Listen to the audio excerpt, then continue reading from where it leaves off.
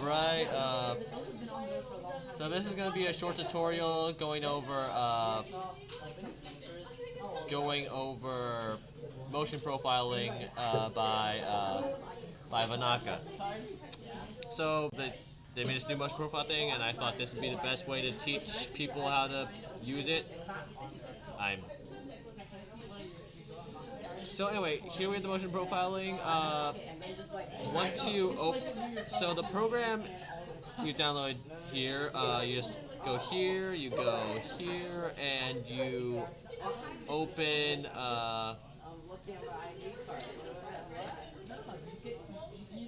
You open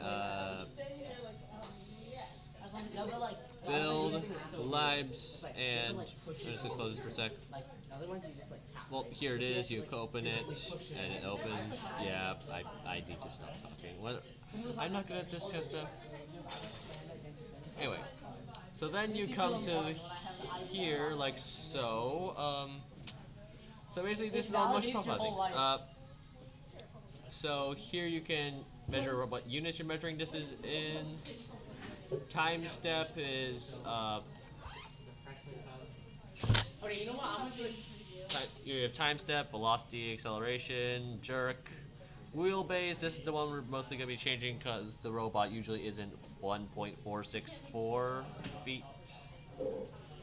And drive base, our robot is a tank drive, so that would be correct. Fit method. Remind me, should the fit method be cubic or quintic?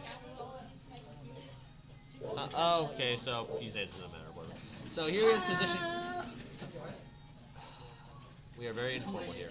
Anyway, so here, if you wanted to, you can access the settings. This is where you find the actual image I've overlaid on back here. For example, I would need to click Find Image, and then I would need to go to whatever. You just find your image, and you can overlay it onto the back of here. Anyway, you can also, there's a function to add waypoints on click or not. I'm going to enable it here for the sake of the video to show you how to do that.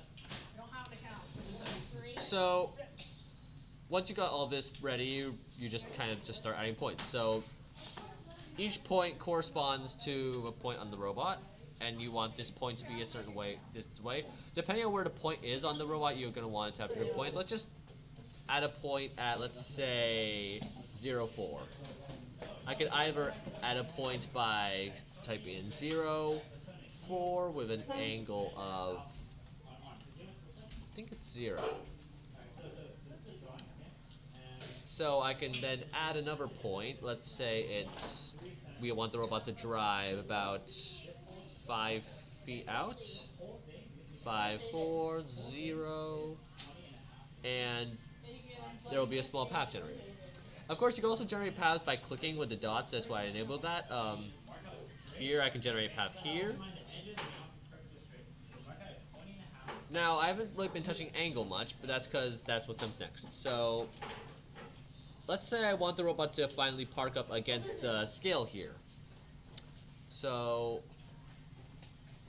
you would add a point at around, so the X is 14, as you can see. Y is 7. An angle in this case would be 270, I think. Let me see if this works.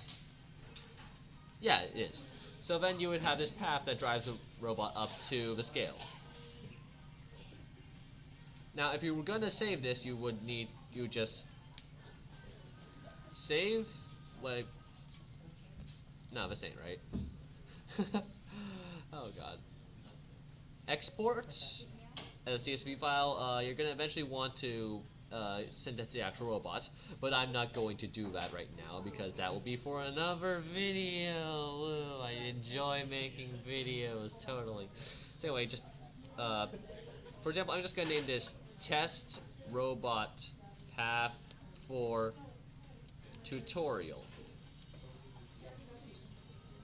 Save it there, and it should be on the desktop. Why?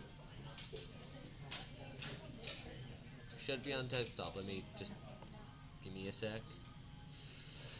Desktop is messy.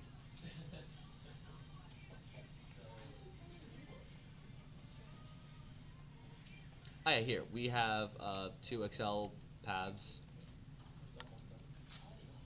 and these Excel paths are what we are eventually going to put into robot. And I'm not going to go into that right now. Right now, I'm just going over how pathfinder works.